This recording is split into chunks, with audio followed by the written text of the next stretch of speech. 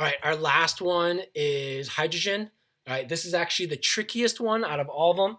It seems easy, but it's actually pretty tricky unless you remember the rule. All right, so let's start by doing the same thing we always do, which is looking for how many valence electrons it has. So hydrogen is the very first one, right? So we know that it's in the very first group. It's got one valence electron. Okay, so there you go. It's got one. All right, now the question is it going to be a giver or a taker? All right, most of you guys will probably say, oh, it's going to be a giver because guess what? It needs to get to 0, right? Or 8, right? So it's much easier to get rid of one electron than it is to gain 7 more. Okay, if you said that, you're wrong. All right, and here's why. All right, hydrogen, there's something special about hydrogen. And what is that?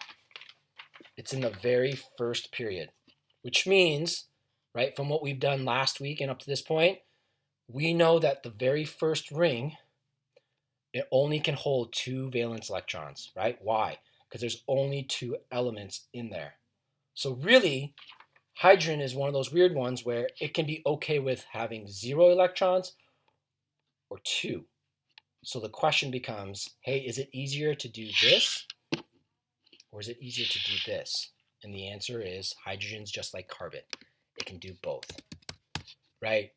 So there would be 2 answers to this. So hydrogen, if we leave it like this, right, now we can make this, right? So again, we have to put brackets around it because the number of protons and electrons are different, right? So now we know that, hey, I lost an electron, so therefore it's got to have a positive charge because now I have one more proton than electron, right? Now that's if it's a giver.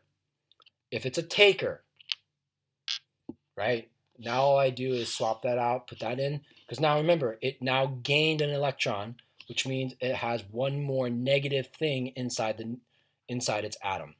Okay, so this actually has 2 answers, just like the carbon one had 2 answers. All right, this is a tricky one. If you got this on your own, that's awesome, because that means that you understood that it only had 1 ring, and the first ring is full with only 2, not 8. Okay, so if you did that, you got that one, good job.